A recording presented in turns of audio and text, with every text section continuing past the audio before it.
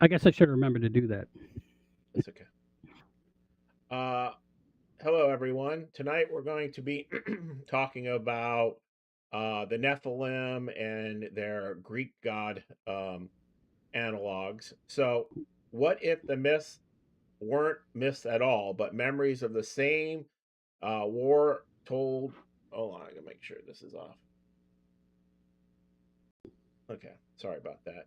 Uh, but memories of the same war told by different tribes, each naming the same beings in their own language and their own tongue. Tonight, we're going to tear open the veil between religion and history, showing the titans and the watchers and the gods of every culture, pointing to potentially one original story or reality. But before we get into that, I'd appreciate if you could subscribe and share the stream. It helps us break the algorithm's chokehold on us. And if you could comment below, that'd be great. So what I have, and oh yeah, by the way, I'm David, and this is Anthony. And so what I have is three segments that I've broken up. It's basically the idea of the War of the Gods, and how the Titans and the Watchers and the giants and all these different things from the Bible kind of overlap and have analogs in other religions. Then I'm going to talk about the divine offspring, which are basically in some cases the giants or the demigods or the Nephilim.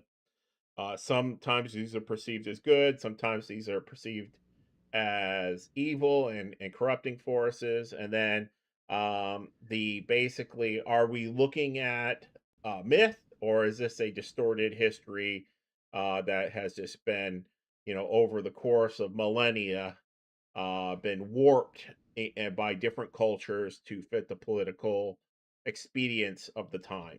And so that's what I got. What do you got?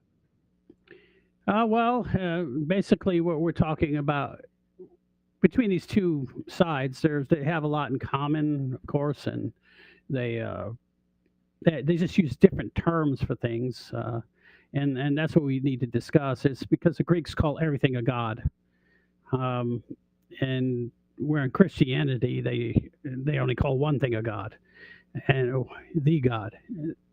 All the offspring, all the creations, everything from that God is not considered gods or giants. They're just and it's so we that's that's part of the issue is I think that they probably are telling a similar story, uh, but they're just using different vernacular. Uh, Probably. But there are a Um, lot of big differences. It's not the analog isn't that close. So it depends where you look, because the Old Testament actually went through several evolutions. The original Hebrew series of gods were very much like the Greek gods, um, and at, I don't know at what point, but at a certain point, the Hebrew gods basically went from one god to, from multi gods to one god, and so it's sort of a reformation within the ancient Hebrew views of things, and then obviously that led into, hey Matt, I hello, can't hear Matt. what he said.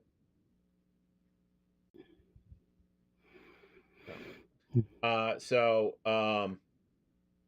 yeah, so we're gonna cover that, and I went beyond just the Greeks. I looked at the Greeks and the Hebrew, Mesopotamia, because that was actually the precursor to the Hebrews, and then I looked at the Norse, and they all have um, the same type of beings. It's just how they're ordered.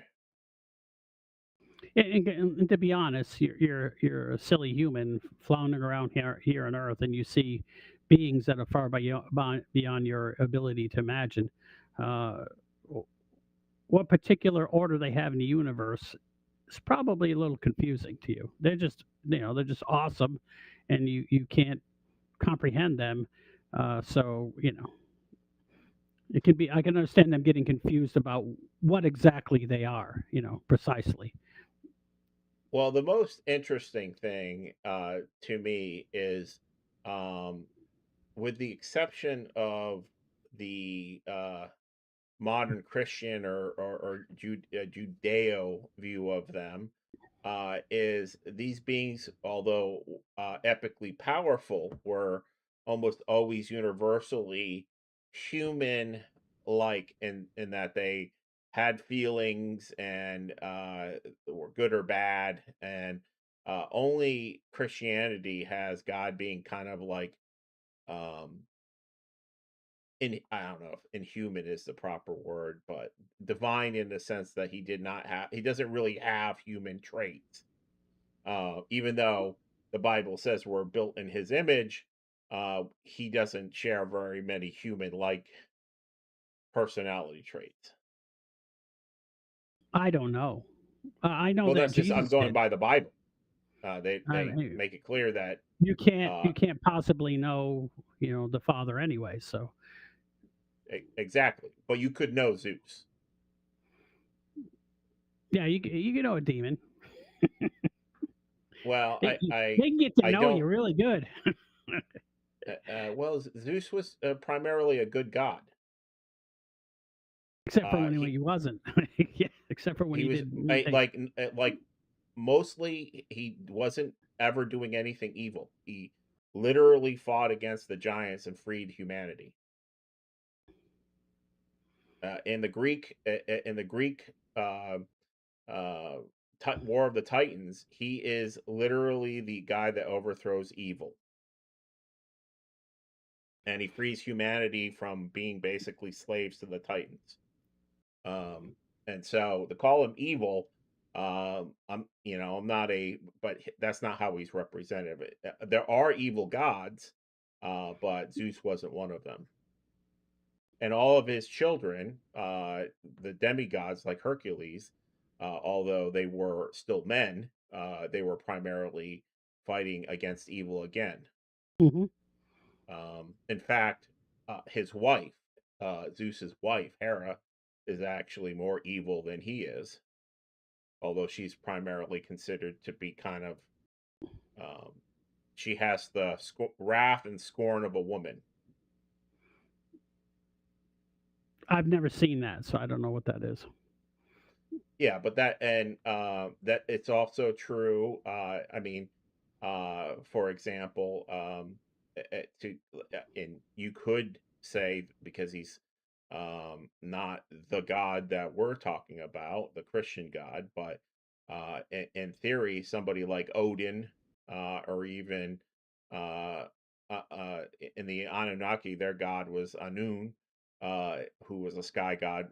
Odin, he basically uh, did what Jesus did. He was crucified for 3 days and basically died and went into the afterlife and had to give up his like one of his eyes to come back to have the ability to see into the future. And he made that sacrifice so that he could fight the giants and fight the demons. And at the end of the world, when basically their equivalent of the apocalypse is called Ragnarok, and all the good people who end up in Odin's Hall after you die an honorable death. You go to Valhalla, and in Valhalla, you wait there basically until the end of time to fight against the final evil. So to Yeah, call is that them what you? Yeah, I don't know what they consider an honorable death. That's you know, honorable death is anything for a Viking or for a Norse. yeah. It's basically you don't want to die. Um, Essentially, you want to die doing something heroic and awesome. You don't want to be dying for money or greedy things. You want to be dying to save people, your clan mostly, and to expand your people. Sounds good. But they again, the giants in Norse were essentially just like the giants that are in the Bible. They were cannibalistic, monstrous beings that would attack humanity and to try to enslave them. And the Norse gods, that's all they did was fight them. That's every legend about them is them either fighting the gods or the serpents. Hmm. I mean, not the gods, fight because they're the gods. They're fighting the giants or the serpents because they had a bunch of myths about dragons as well. The closest thing to Lord of the Rings is the Norse. Mhm. They believed in elves, which were like angels, just like in Lord of the Rings. Um, Things like Galadriel is the closest thing to a angel in Tolkien's work, but he was basically just ripping off these stories of the Norse. But I guess I have rambled on long enough on that. So where does that lead us here? What is the Oh, oh, for example, did I know the so-called gods of the Greek uh, pantheon there? They also had what we would call angels, but they called gods. They bestowed um, technology to us so that we could fight wars better, that kind of thing. well, that was actually a fallen titan. The titan Prometheus is the guy who bestowed. He wasn't actually a god. He He was was a above a god. turncoat. He was a turncoat titan, is what he was. Is Jupiter or Saturn? Because I think Zeus is actually Jupiter. Um, but Saturn, yeah, I'm pretty sure it's Saturn, is the father of the Titans and the father of the gods, and one of his lesser beings that was one of the lesser Titans actually liked humans, and that was Hmm. Prometheus. And when he gave technology to humans, which made us competent, uh, that's the Titan that they put out on the rock, and every day the crows would pick out his eyes, and it would gut him every day, and the next day he would be fully healed, and it would start over again. Sounds romantic. Well, Saturn is the lead Titan. He's pretty terrible. In the stuff that I've read, is he would be an analog to Satan. He Hence the was name. right. Well, and technically, it comes before the term, but yeah, he was a monstrous enslaver of humanity and the gods. He kept everybody enslaved, including his own children. Sounds about right. So he Sounds like was something that a megalomaniacal, sociopath, psychopath, excuse me. well. What you have to. I read the story of um, Enlil and Enki, which is the Mesopotamian god, and that was pretty interesting too because it talks about a literal war in outer space, Hmm. and Who translated it to be outer space? they call it on the oceans, the oceans of the sky or whatever they call it. It's my Well, interpretation that it's well, space. they could yeah, they could be. It's a But they possibility. They do could. they do name the planets. They have the reason I think it's outer space is because they name the planets and they refer to the planets. And between us and Jupiter, between Mars and Jupiter, there was another planet there that they called Tiamat, and Hmm. Tiamat was destroyed. And it's and in the version that I've read of the Mesopotamian thing, uh, basically, uh, it its guts spill out and forms a ring of stars. And now I believe it personally, that represents where we see the asteroid belt, Hmm. which I heard was a planet. But the fact that they talk about that happened in prehistory, um, but they say it didn't happen millions of years ago.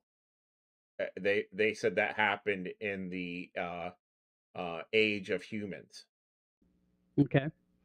and so it's pretty interesting. The other thing is Saturn they used to call the dark star, and they claimed that at night, um, that basically there was like another sun there, that a dark sun, a black sun, and that in the past, um, essentially, uh, that thing was bright enough that you could it was a second sun according to their myths. Okay. Okay. It just doesn't seem that that would be so catastrophic to the our solar system that Well, there's a lot of evidence that something catastrophic did happen. It's just how long ago. well, I'd like to cover some of the shared commonalities between Sure. the Nephilim and the Greek gods, the pantheon of gods, and their myth. And they basically, when I fed the data into both stories into an AI and had it analyze it, it came up with about the same things that I was looking at. It just wrote it in a more pleasant manner. But this is basically what I came up with. Uh, the shared commonalities is the celestial origin and the fall from grace. Both groups originate from a divine celestial realm and fall from their original status through acts of rebellion and transgression. The Titans, children of the sky, and earth gods, Uranus and Gaia, rebelled against the primordial order, while the Watchers were angels who rebelled against God's order by leaving their posts and interacting illicitly with humanity. Um, because a Watcher is basically a messenger, supposed to be traveling back and forth between the earth and heaven, communicating what's going on uh, and watching over us, not interacting. That's what, and I believe that that's why us humans, in a way, are going to, in my belief in Christianity, we're going to when we go to heaven and say the second coming of Christ happens, we in a way will. This has been said in the Bible. I believe it's true, but um, that we'll be replacing the angels to do many tasks. Because think about it, we humans that been put through a trial, we've seen women before, you know, and we've gone through all these things. Nothing's going to be new for us. We're not going to be tempted by because we already gone through a life of these things. The angels they have no experience, and so that's why I think they turned. Um, and so I think it's just part of the natural order of how things are supposed to go. That they're shifting through the wheat and the chaff and separating the people who can stand up to um, temptation and evil and don't back down from it, and they could be given more responsibility in the afterlife. That's what appears to me. But the Watchers, according to this, the Watchers produced Nephilim mating with human women who were giants known for violence. In the Greek mythology, uh, it features the giants, the Gen Geg Gegenesis Neus, the Titans themselves, who were often described as massive in size and power, imparting forbidding knowledge and corruption.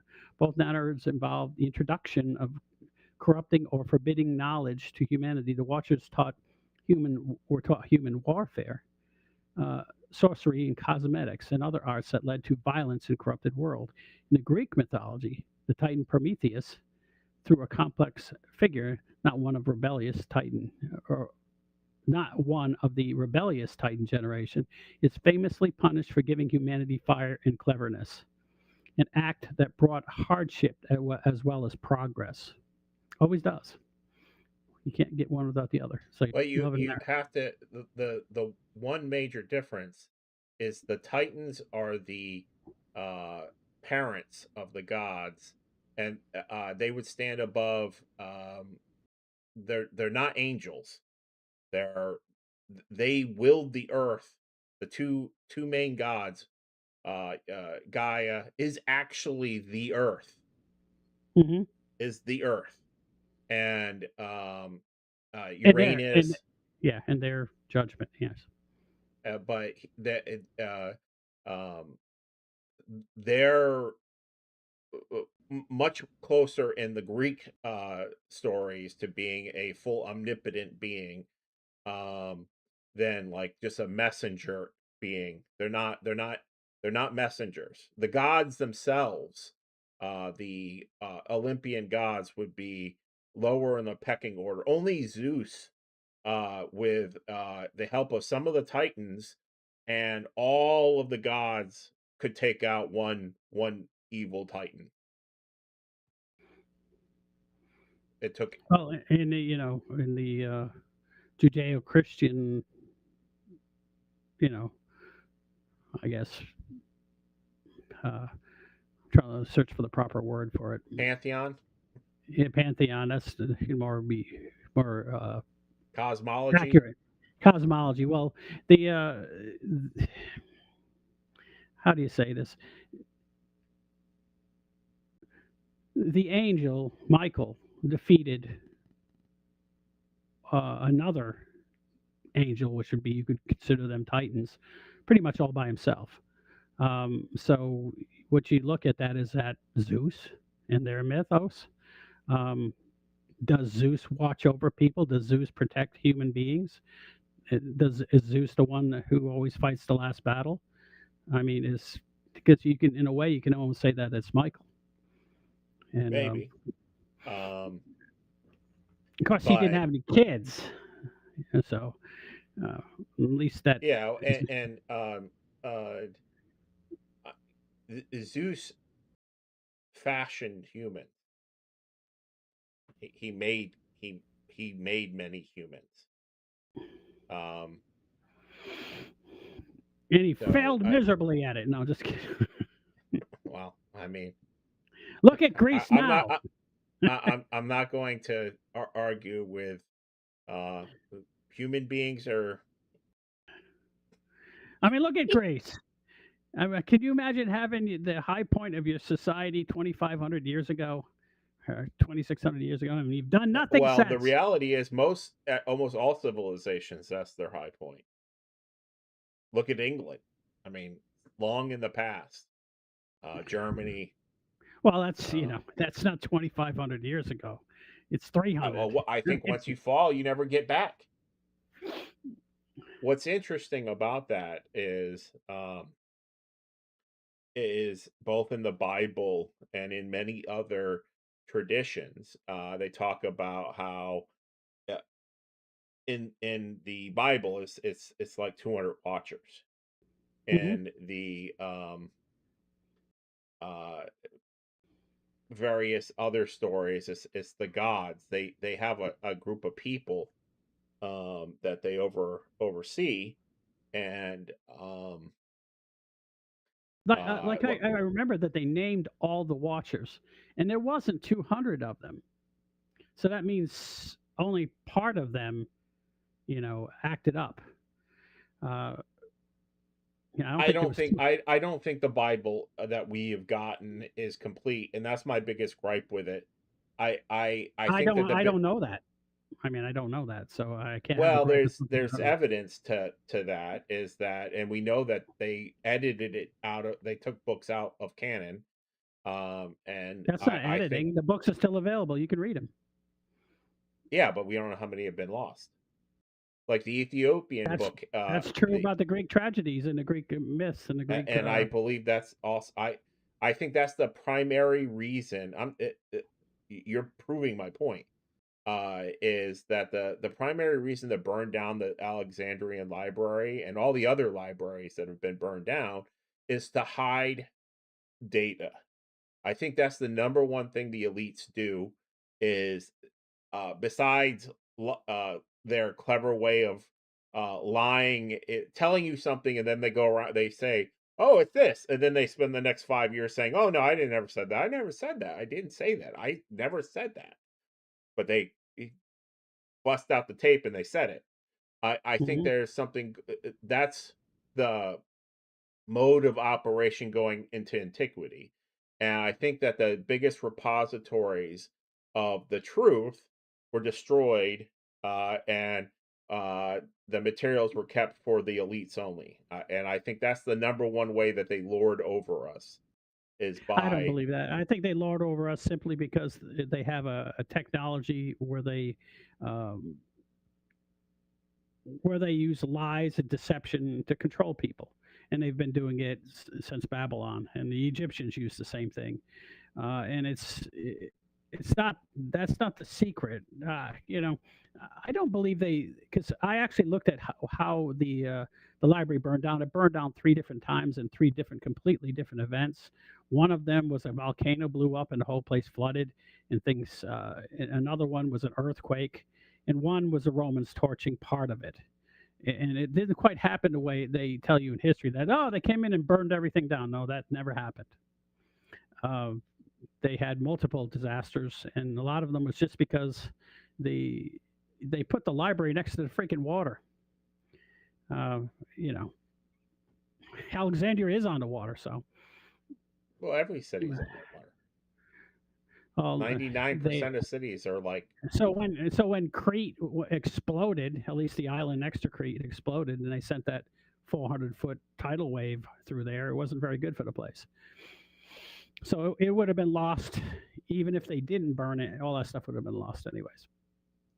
I mean, it moved yeah, all the. and maybe I can't speak to all that because I haven't looked into it that deeply, but I do know that all the libraries in the United States were all burned down in the same year, roughly.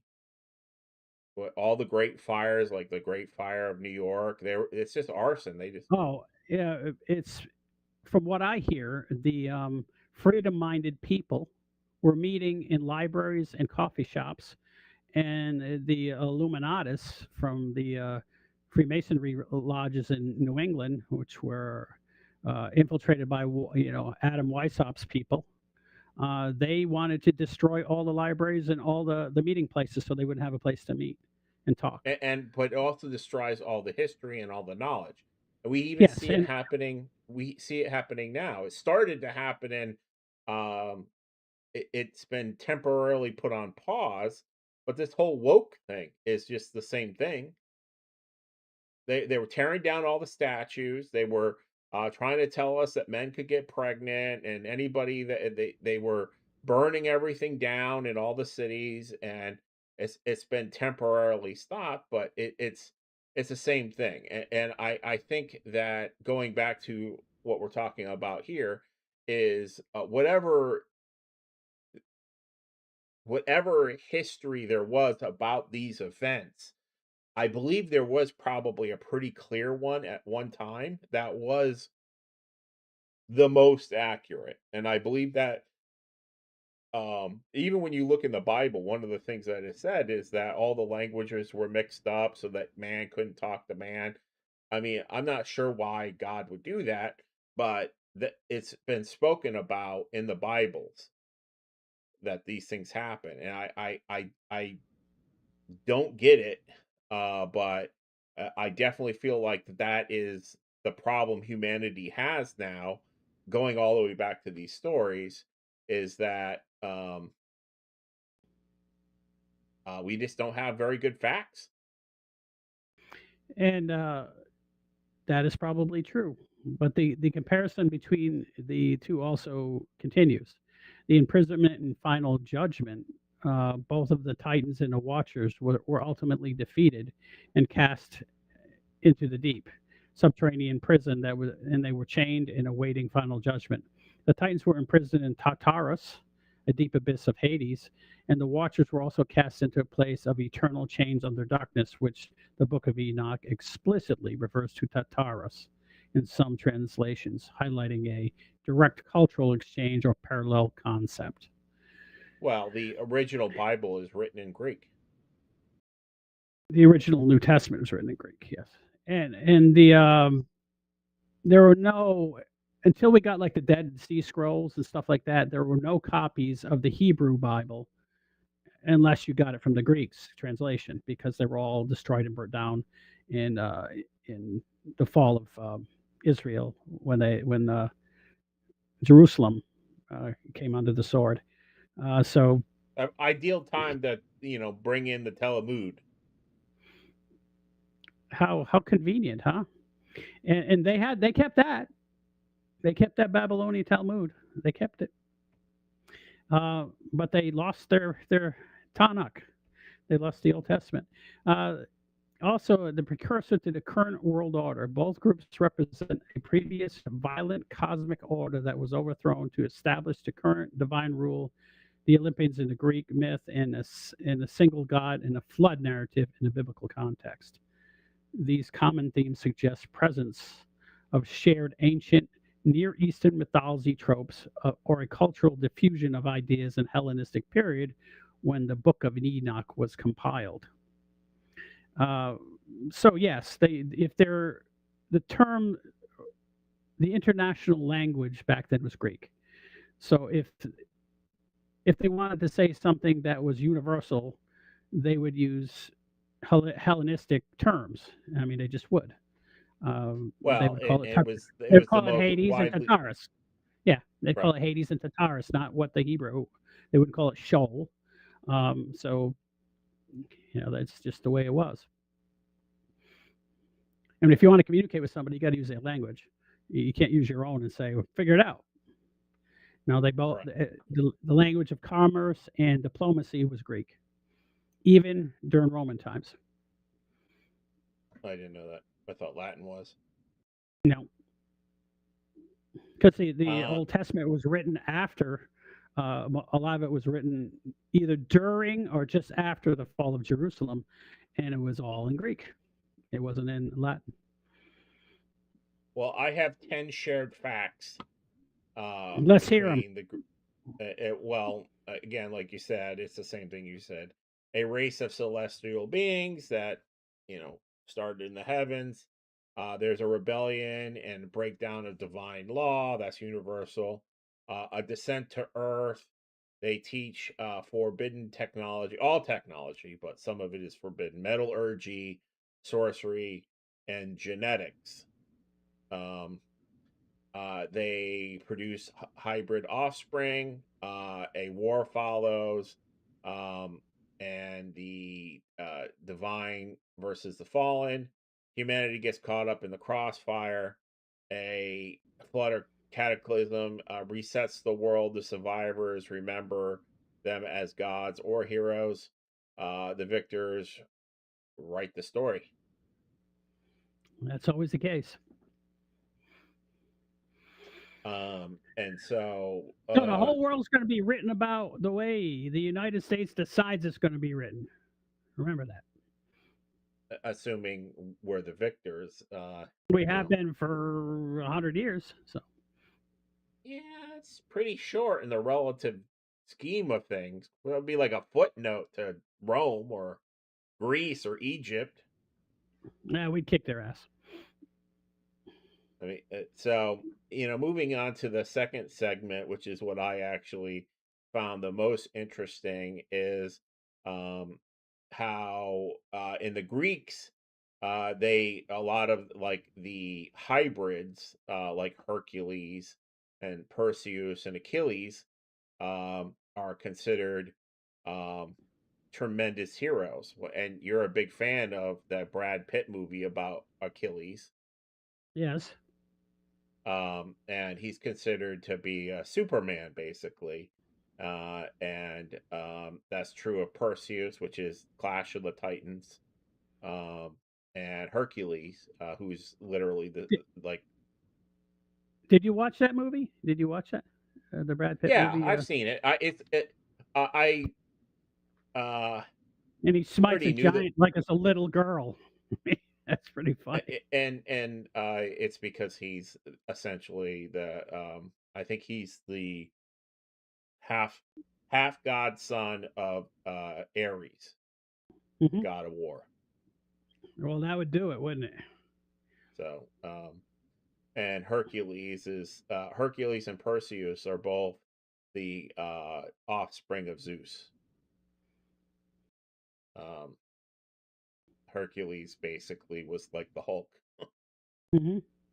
smarter, smarter than the Hulk, but and um, the Bible has basically the offspring of the angels as being the Nephilim, and they're just repulsive in every way. I find that the most interesting. Um, there is no real analog in the Bible for any of these beings producing any kind of good offspring, and uh, I find that odd, uh, that there's a such a big Well, difference there. it goes with logic. Logic would dictate that you wouldn't destroy the whole earth if it was 50-50. Um, according to the Bible, it said that there was evil in just about everything. I mean, the genetic, I guess, contamination was in everything except for probably Noah. And it didn't seem like they were coming around to be less, psychopathic and less ruthless and vicious. That's according to the Bible, and of course I believe that. But the where if you were Greeks, and if you look, have you, I read a lot, not a lot, but quite a few of the Greek tragedies and the Greek, uh, what is the main stories with Ulysses and um, The Odyssey. ah, I've read the the entire thing. Odyssey. Oh, the Odyssey. It's just horrible. Those guys are terrible. They're just terrible. I mean, he doesn't catch a break ever, does he? Yeah, but he's not Everyone terrible. dies. His family dies. Everything dies. I mean, that's Well, but and the, but that's not him being terrible. He's quite the hero. no, he's the hero. It's the gods that were terrible. They were just all the things they did to him. I mean, But the gods do the same thing. Our God does the same thing to Job. he didn't do it to Job. Uh, uh, who's the guy who I'm? What I is don't. What the do you? guy I don't that's? know what you have against you. What do you have against God? I don't understand. You keep. I Uh, am. I don't. I don't. Why do you always have to do that, Tony? I'm discussing actual things. God and the devil pick out one guy, and they're like, this guy really only has respects you because you're giving him everything, and so the devil tests him mhm. and it kills his kids, gives him warts, everything, and he basically wrecks the guy's life for 20 years Mhm. to test him. That's no different Yes, than what happens to Odysseus. That's the same thing.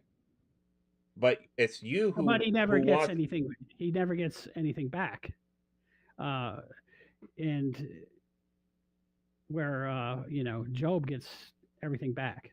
Uh, Supposedly he was rewarded for all that, and that's the theory of No, the Bible. in the Odyssey, he goes back and his wife is held out, and for 20 years when he was away, he was like, "Whoever can string his bow can marry me," and nobody was strong enough to use his bow. And then he finally goes back and he reclaims his kingdom. So it's not true. It's exactly the same, and that's my point. It's you who is got a natural bias that everything that happens in the Bible. which we're reading a copy of a copy of a copy, and lots of it's been edited out. We don't know any of these things to be. It's just you prefer that. That's blatantly false It's because not it's been blatantly proved. false. It's not a copy of a copy of a copy. I read the Greek, which is the original. Went to You Greek read it in Orthodox Greek, Church. Tony. I've translated it directly from Greek. And yes, the King James and New King James has been translated in a way that's more pleasant to the English speaking ear. It's more melodic. Uh, in some places, they didn't translate it accurately, but Right, and that's all I'm saying. That's the exactly Greek my point. Bible still exists. I mean, it's still there. I mean, Yes, but it's been edited. Lots of it's they been have pulled out of. they It's have been pulled. original manuscripts from when it was originally All written. Bibles have lost at least half their books. We don't even know how many have been lost to the course of time. You need to show this to me that they've lost half the books. The Ethiopian book, which is considered the most complete, has a By hundred who? By the by them. Ethiopians? Yes, by the Yes, Ethiopians. and since they have maintained the same book for like 5,000 years, and they didn't have some guy in a big fish hat edit it for them. They just left it as it was. I mean, uh, you're picking a side by saying, "Oh, these people over here, they're dishonest, although they have a Bible, but these people are honest." The King James. Did you know that King James was a demonologist and a occult practicer? I've He wrote researched three him. books before he wrote the King James about demons. Yeah, people write things about demons. That doesn't mean that they're practicing demonology.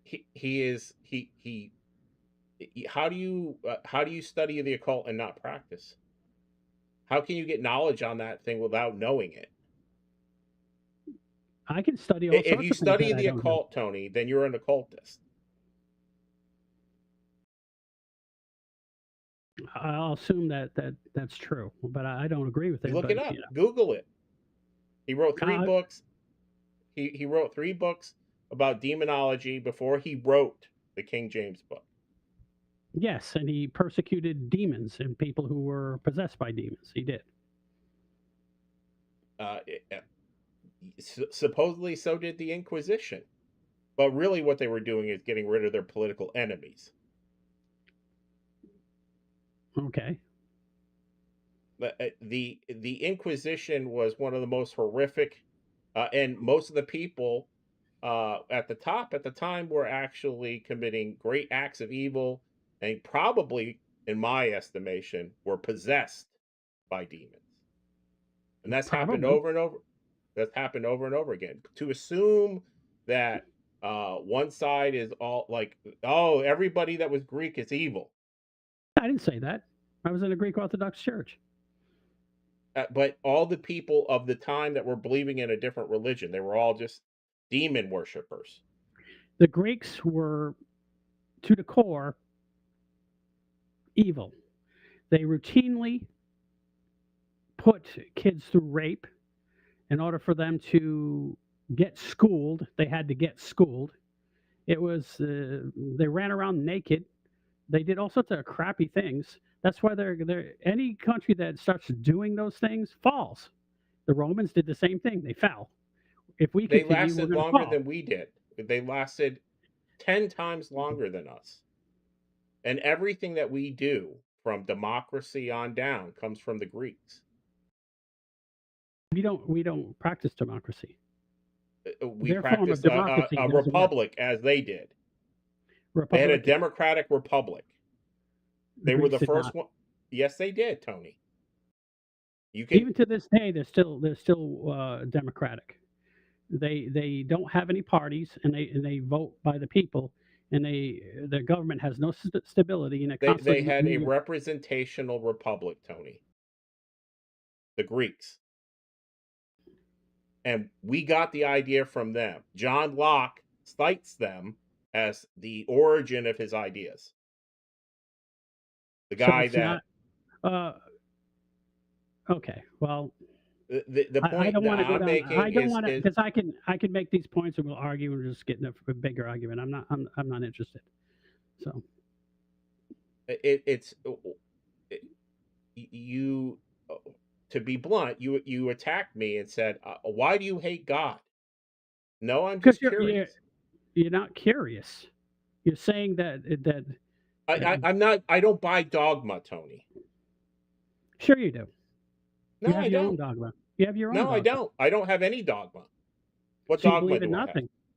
So you believe in I nothing. believe in trying to figure out the truth. I'm on a hunt for the truth.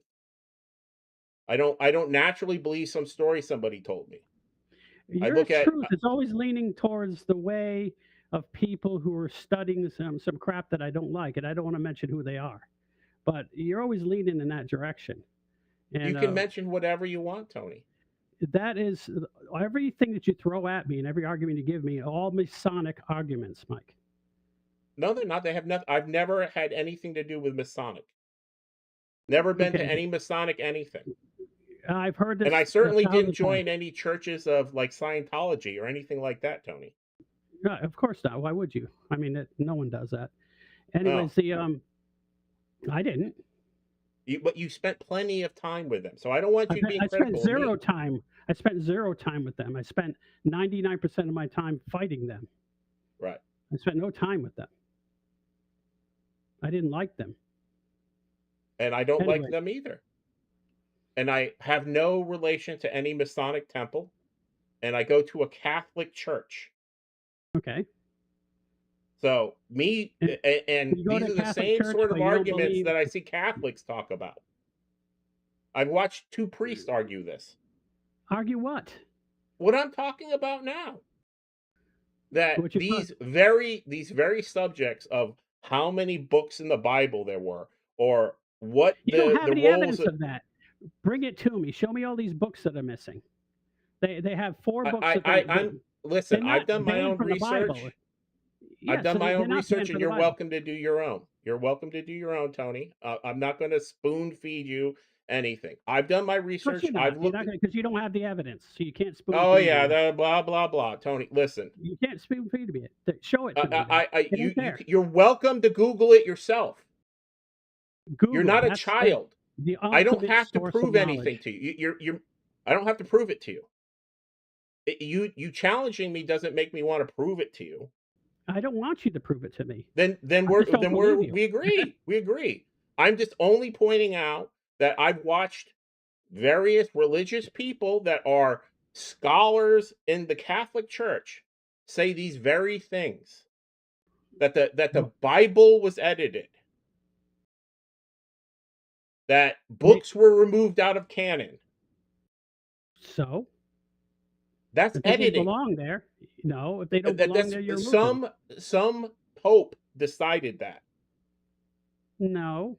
Yes, that's exactly what happened. The canon was decided on before there was even a pope. The canon has evolved over time and is still evolving. Maybe And maybe they in the vote on Catholic that stuff Church. all the time. They Maybe in the vote on Catholic it all Church. the time. They don't vote out in the Orthodox Church. They have the same canon that they've had from the beginning. I could ask you to prove that too. They first of all, during the Dark Ages, there was it was like 50 different forms of Christianity. The Catholic Church went around There is now too. wiping them out and murdering them and burning their temples down, and Yeah, and getting rid of their version of Christianity. That happened in the 11th and 12th century. From the the ninth to Catholic the Catholics also burned down the Orthodox, the people who they splintered off from. then you understand that they were editing the Bible. The Catholics, sure they are, and so are the Protestants. Uh, uh, uh,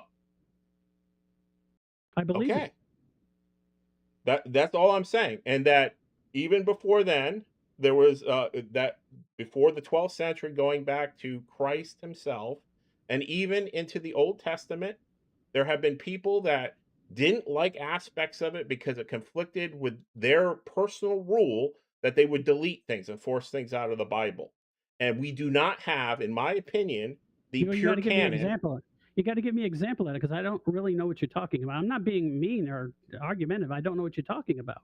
These things It's were edited out, uh, you do as the most obvious is the Book of Giants and the Book of Enoch.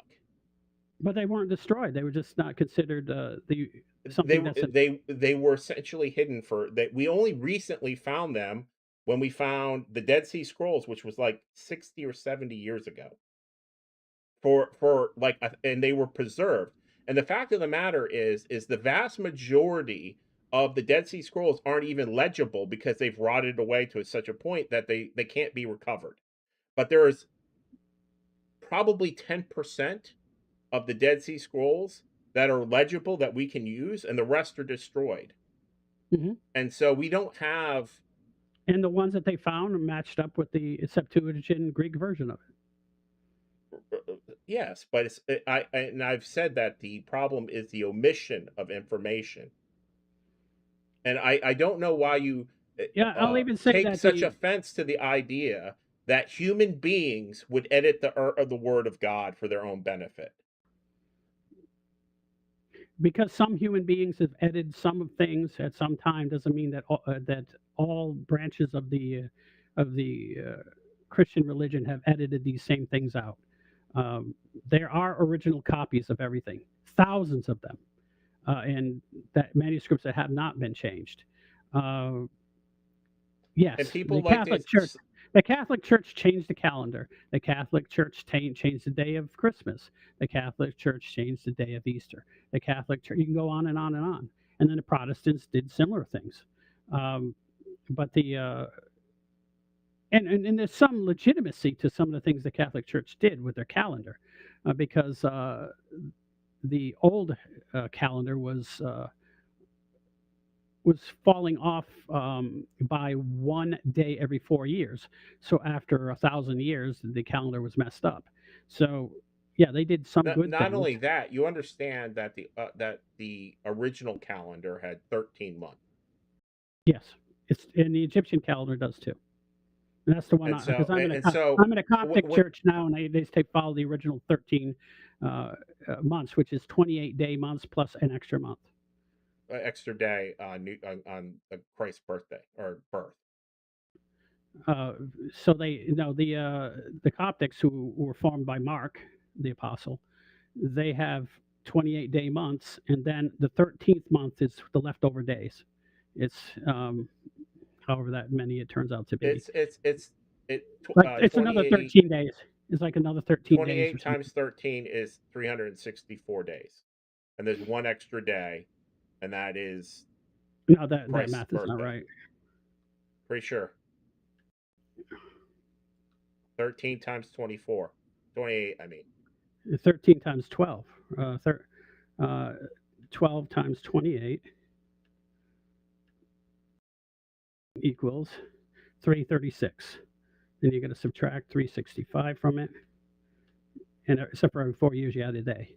So yeah, there's 1 month with 29 days. Hmm. Right, which means that it's 13 times 28 plus one extra day, which is, and then it's 28 Every and four one years. fourth day. Yeah, and There's every a, 4 years you add an extra day. Yes. yeah, so my point is when I look at that kind of thing, uh, I'm skeptical not of the word of God, of all the people who have put themselves. Do you think that the last pope was a good representation of godliness, or I was he just a believe political animal, a Jesuit political animal looking to that's push? irrelevant to me.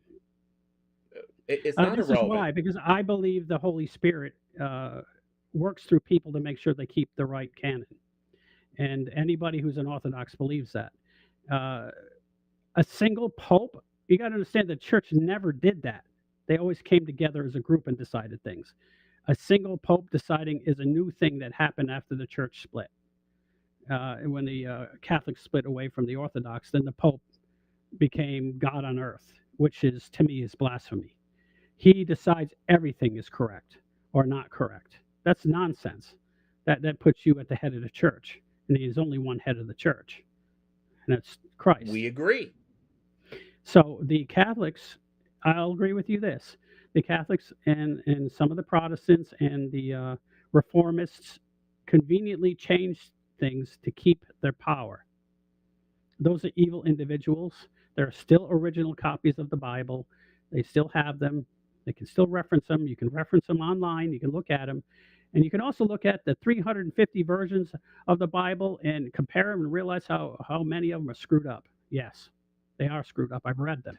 But I don't have any way of telling, and I don't have faith that the Orthodox are right or the Catholics are right. I just know that there's a bunch of confusing things out there, and I am a skeptical person, and I say they're all close. They all have value, but I don't think that any one of them has got the complete correctness. Well, the main thing that Christianity brings to the table is a faith that the Creator is going to do the right thing. And if you don't have that faith, you don't believe that the Bible could be correct, and you don't believe that. Uh, I don't you have can't, faith in yeah, people. well, that's true, but who do you have faith in then? I mean, you should have faith in something other. I mean, you don't have faith I in. have faith that there could be my understanding is that it's stated in the Bible that Satan has dominion over the earth, and that it's our job to go looking for the truth, to try to cut through and find the truth, and that it's not an And easy how do search. you find that truth? How do you find that truth? I how do I believe it? I believe it will resonate with me naturally. Well, I don't believe that. But that's a different story. I believe that you have well it will resonate with you if you pray to God I pray every day. and ask Him for discernment. I ask for And discernment.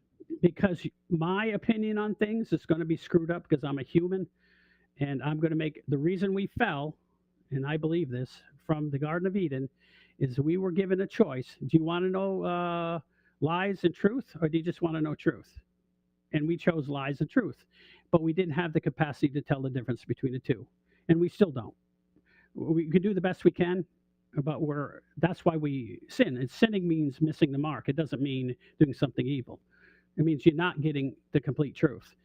That's what sin is, and we're not capable of comprehending 100% truth because we don't have the mental capacity to grab the whole world in our head at once. So we're supposed to be trusting in the Word of God and our relationship with them to make judgment about things so that we make the proper decision. Right. And that's And yeah. to me that has nothing to do So with you're the saying book. that's the book. You will mistranslate the book if you do not have a good relationship with God, because you will not read into it properly. You read things into it that aren't there, or you'll mistranslate, or you miss things. And I've seen this myself reading it, where I didn't understand anything yet, and I didn't have a good relationship with the Holy Spirit. I couldn't comprehend the Bible, and then when I comprehended it, it's awe inspiring because it's so complicated. And but when you grasp some of it, you can't grasp all of it because it's a mystery. But and when AI looks at it, there are no conflicts in it. People say they are, but when you take a close look, they're taking those particular things out of context. Well, I Context. don't trust I don't have any faith in the AI. AI. No, you can't. And so if AI could tell me one thing or another and I wouldn't believe it because to be honest, if there is a demonic force, it's AI. Of course, because it doesn't have any mechanism to tell it the difference between good and evil. We have a Yes, thing it's called pain intelligence without a and soul. reality. Yeah, we have pain and reality. When we make mistakes, we get punished, and when we But do well, to we're get rewarded. back on track is I don't have any I am trying to be unbiased in our analysis. Like I don't like to say that the vast majority of humanity, I don't like saying it, is fucked up and evil and doomed because they don't believe exactly the one version of the Bible that I believe in, or they No, existed prior. The Bible's to teach you how to have a good heart and look at things the proper way. Right. And And if that's you don't have that, you can read the Bible till the cows come home, and you're still going to be missing the mark. You'll be sinful because you don't have it in your heart.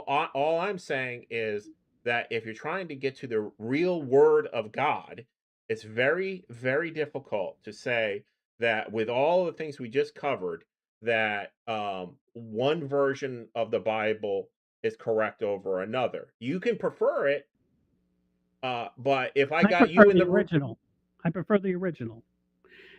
The King James is the most fun to read, and the New King James is because it's written so well, and it's written by people who are probably the best uh, wordsmiths on the planet at that time, and they were. It's just during Shakespearean time, and these people could write, and it is melodic and beautiful, but it's not accurate. Um, and that's so why pitch me shit on that then? I wasn't. What was I pitching you shit on? You You were were telling me saying, that. why do I hate God because I don't like the King James Bible? Oh, that's not exactly what I said. What I was getting But at that's what is I was you were talking picking. about when you said it. You were. It looked like to me you were picking on the decisions God made and saying that He was evil. No, I never even fucking remotely said that. What I said is humanity is evil. I Humanity agree with fucks that. things up. Okay, Well, then we agree. and so when I say humanity misinterpreted these words, or I don't really like it, and I strongly advise you not to judge me and call me a Mason ever again.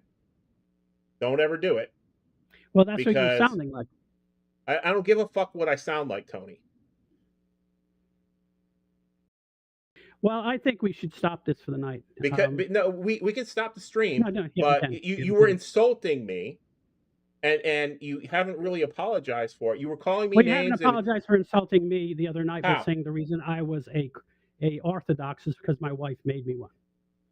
Oh, That okay, was well, I shitty. apologize that I interpreted that your wife converted you to Orthodoxy, even though Because she's an that Orthodox, and she was an Orthodox before you. I was It's a natural assumption. How is that an insult, by the way? uh because you were saying because we were talking about how But uh, you're calling me a demon worshiper. I don't. I'm not calling you a demon worshiper. I'm saying you sound. You're So there saying the is a things big that they difference say. between saying, "Hey, I think your wife converted you to a different form of Christianity," versus, "Hey, Mike, I don't like what you're saying because it sounds demonic." I'm sorry. That's the kind of stuff they threw at me all the time when I talked to them. And I'm sorry if that threw shade on you. It made you look. They would say those same exact things to me all the time. That was their thing they talk I about. am a very curious person, and I have done copious amounts of research on this subject. And every time we come to it, I come to it with the idea of trying to look at both sides of whatever topic you picked to try to give it an honest shake. I'm not trying just to prove Christianity is right. I'm trying to prove that these people, our ancestors, have something valuable to say. I'm trying Sure, to they do say, have something valuable to and that's say. all I'm trying to do. I'm not trying to throw shade on Christianity. Everything that Christianity has done in the history, or any religion, there's been a tremendous amount of mistakes made by humanity, Yep. both back then and now. I would argue that we're at the high point of evil right now in America. That these people in Greek times were probably Rome is better pretty than us. bad. Rome was pretty bad. Uh, Same thing though. The point is that I don't think that every single person is the elites.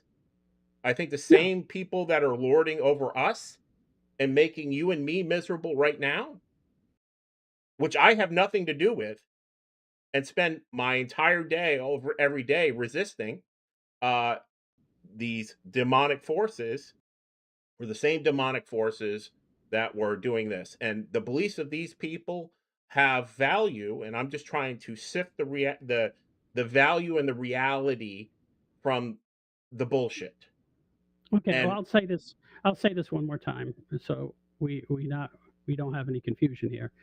The the thing that the Bible is completely been trashed because it's been written over and over again, and that you can't believe anything in it.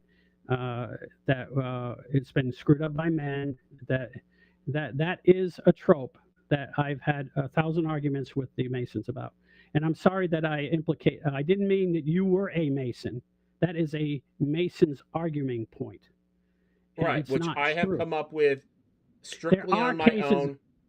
There are cases of the Bible being changed, and there's a million copies of it being wrong. It's all over the place. But what I guess I wasn't conveying is that there are original documents out there that have the way the Bible was first written. They have copies of them in the Greek Church. They have copies of them in the Catholic Church. Whether they changed them after not later or not, it doesn't matter. There's a lot of political assholes out there who are willing to do anything to get ahead, and a And lot of my the only popes did do it. argument is that even if we have the most original going back, that there were the same problems that we have now we had back then. And I believe uh, that just like they lied to us now and they obfuscate the reality of the situation about everything, that they were totally willing to do that when they didn't have the internet. And that's Of course, and so that's all I am there's saying. evil demonic people there. They're everywhere. Right. And that's it. That's all. That's all. Well, Anytime then I'm we're judging just gonna anything, have to agree on that. We're gonna have to actually agree on that. but I want you to understand that I'm a skeptical person, and my skepticalness comes from dealing with people. I've never had the privilege of interfacing with any divine beings, and I don't know anyone that has. I don't know anyone that's got a I phone I've call. interacted I've interacted with people who are not divine, but people who are generally you can say are as close as you can get and be human still. I've met people like that. I can't compare to them. I'm completely weak and I don't have any control over myself like they do. There's people that can, go on a fast for 40 days and then sit there inside a convent or whatever and read the Bible all day and then go out and interact with prostitutes and thieves and not get drawn in. Uh, 99.9% of the people in the world can't do that.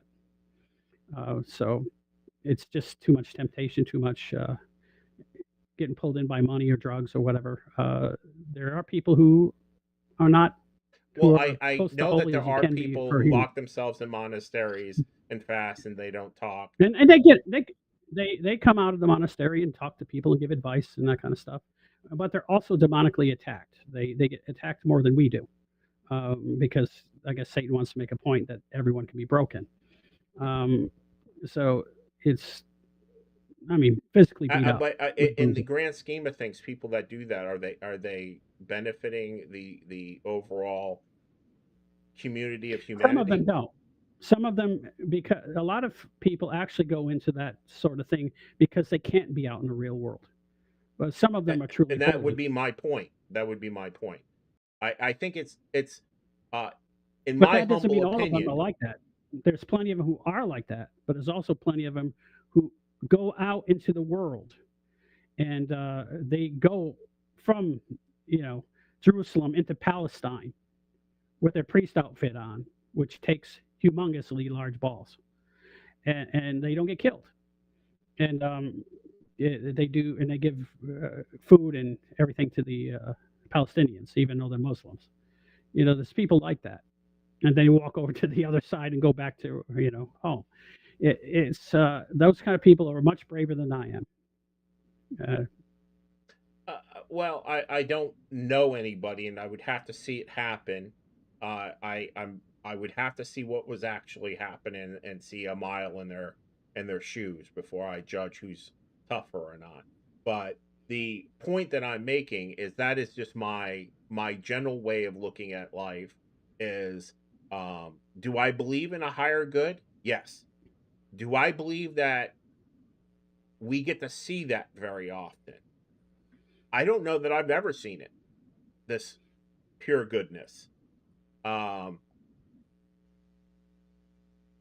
I've seen a lot. I see a lot of mediocre goodness, and I see people trying to be good, and that's all I can say I'm doing. I'm not putting myself above anybody in that statement. Every day is a struggle, but I think that there is a lot of value, and it takes a certain amount of bravery to take a look at something over and over again and judge it as is this true? Is it true? Not just be like, okay, I've decided that part of my life, and I'm just going to go with it forever and never re-examine anything that I've decided on. But then, Uh, then in the end, you believe in nothing. You're just wandering around for the rest you of your keep life, saying never that. I settling. don't understand why you No, I'm say just saying. that. I'm not saying you. I'm saying if you have this opinion where you're never sure if it's the truth, and you've never seen truth, and you don't know what truth is, then you just end up wandering around, looking for truth that May never delivers.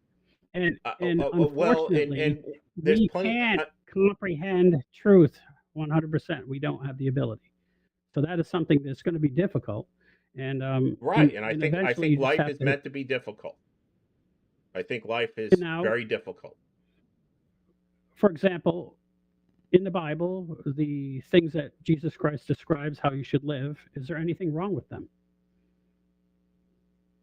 Uh, no, that's not, and I'm not saying that. I'm in But that's what I'm regards talking to. about believing. I'm believing in the words of my Messiah, and they're generally what build Western society. If we went by some other But those belief are the systems, easy things to understand, Tony. What we're talking about is this stuff that, first of all, you picked this topic, not me. You wanted to discuss the compare and contrast the Greek culture to the Christian culture, let's say, or religion. well, I believe there was a lot of analogs and a lot of commonality. So they uh, in the Old Testament, uh, these references line up about the same time as the Greek stuff did.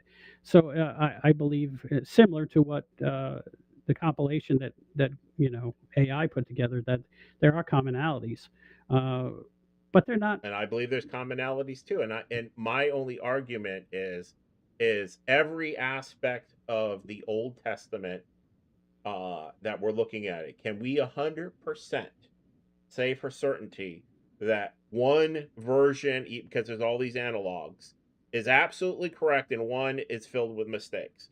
Or is it possible that some of the things that the Greeks said were true also? And to Of not course, dispe- the and Greeks that's my were whole right about a point. lot of things. They were right about a lot of things, but religion and how they It, it, it- handled their society at the end, especially, was poor. I mean, they killed a man simply because he believed in a different god than they did. You know, well, that's the Romans, but Aristotle, not Aristotle. Yeah, was it Aristotle?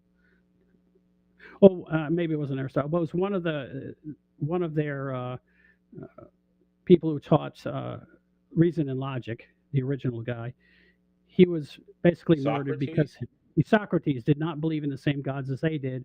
So therefore, he was um, influencing negatively the children, and so therefore he needed to be killed. So he went down there. Since he believed in democracy, and they voted for him to die, he went down and just took the poison.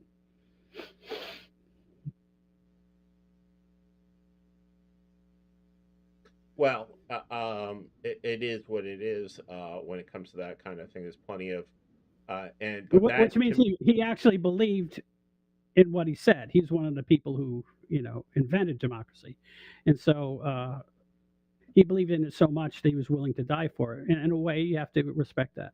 And that's what our founding fathers did.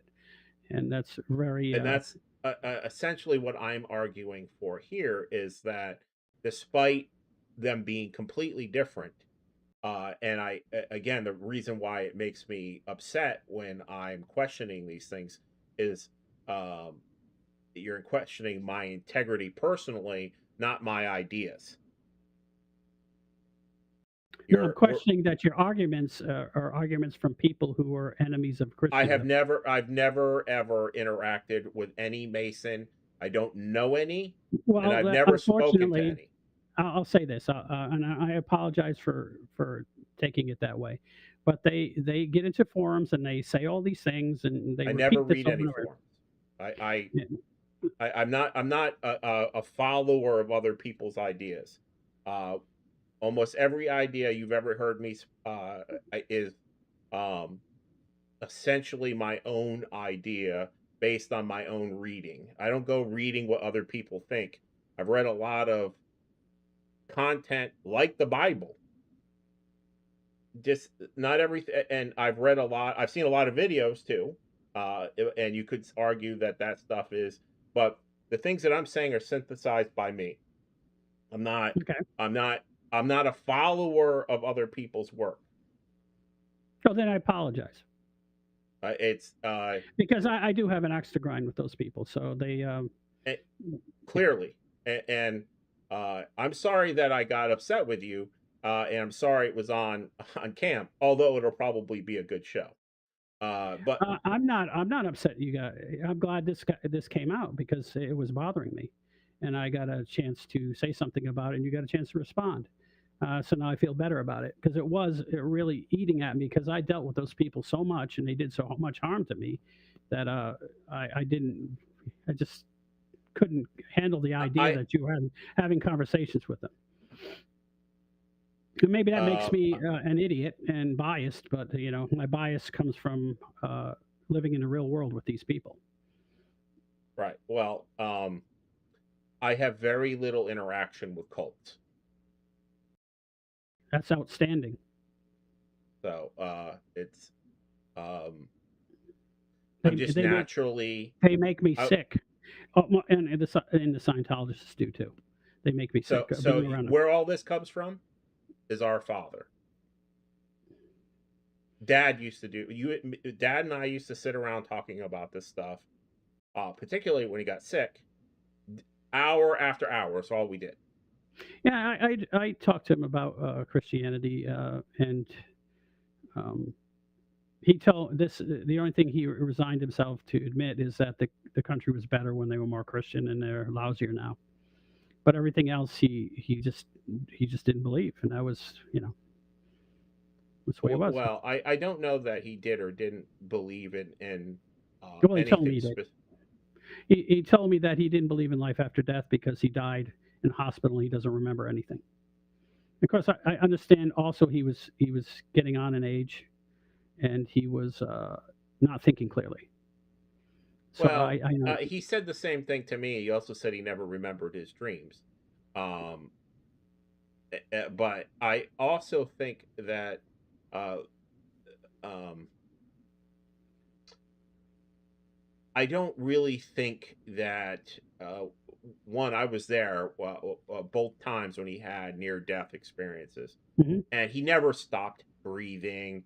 Like the closest one was when his heart stopped for like 30 seconds.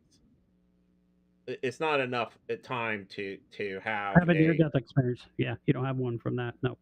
and he so I was in the hospital, literally in the room when his heart stopped because of the heart surgery thing, Hmm. and when he was on his heart stopped for 8 hours when they were doing open heart surgery on him, but he was hooked up to a machine that whole time, so Hmm. he had oxygen to the brain the whole time. He was never dead, and I don't think you have those experiences unless you're actually not coming back, or you're not supposed to come back. I agree with Uh, that but the because the people that have them, they leave their body and they see themselves, below them in the on the gurney. So and uh, they can actually and say exactly what happened to them during that time period. The doctor did this, he talked to her, she said this, and they, you know, oh, they said that. Well, they're just sensing it when they're asleep from above. I mean, how are they doing that? oh Anyways, no, it's a no, mystery to me. and I don't. And that's the other thing that all of this stuff, and I'm, I'm learning a lot of stuff about various religions that I like. I never bothered to look into this stuff this deeply. Mhm. And it's only because The we're doing Titans are this. fascinating. The Titans are fascinating. Greek mythology is fascinating. I read quite a bit when I was younger. Of course, I watched a bunch of movies, the Clash of the Titans and things like that. That was I like that stuff. Um, The reality that I believe in is that all of these stories are true to one degree or another. Uh, I don't think humanity is prone to writing down these massive mythos and then preserving them for. We're not going to preserve the Game of Thrones series for 2,000 years. You know how many no, novels and stories have been The told at a Shining. whim? Yeah, Right. The So Shining from so Stephen King. there has to be something tremendously important in each of these major religions that they preserved it for some of these religions are 15,000 years old. And The pre monotheistic theistic religions are a lot of them are very similar, and it's and I, wringing the truth out of those is not because they're uh, going back over such a long period of time, including our own, including Christianity. Uh, uh, the all the stuff that happened pre-Christ, it's so fantastical. It's so unbelievable. It's just as unbelievable as Zeus. It's mhm. it doesn't make any logical sense. Yeah, if you're And looking at so it from the way modern people look at the world as being just physical, it doesn't make any sense. Yes, so and we since we dropped the atomic bomb, we've been pretty much we believe we're the gods and everything we invent is important. Uh, Before that, we understood that there was things outside of us and energy beings and gods and stuff like that. We understood that, and now because we invented a bomb, that well goes we away. invented technology, and we have. So the song that I wrote that we listened to during our last Mhm. entertainment thing was literally about it's me explaining my view a little bit on that, is how the world has been made small. We don't It care has. about.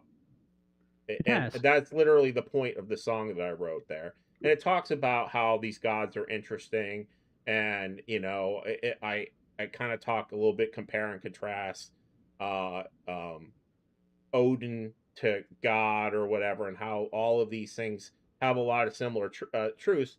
And of course, my concern is that they've all been distorted. I don't believe that the Greek mythology is exactly the Greek mythology as it was when it was first invented and first written down. I believe it's just as distorted over time as everything Maybe else. not. Maybe it's not that distorted. Maybe it gives you the general gist of what they're trying to push forward. Just because they change one or two words doesn't mean you miss the meaning. Um, Well, and that's what I would say about religions in general is that's all you're going to get out of them. it's just the Bible is supposed to let you know how you're supposed to act in the real world, and how you're supposed to treat other people, and you're supposed to have a relationship with the Creator. There's no, other than that, that's its only function. It's not something that it's not the world, uh, you know, anthology. It's not going to teach you, how to make a fire. It's going to teach you how to treat other people and how Well, to according not to put the too much. Bible, we're not supposed to know how to make fire.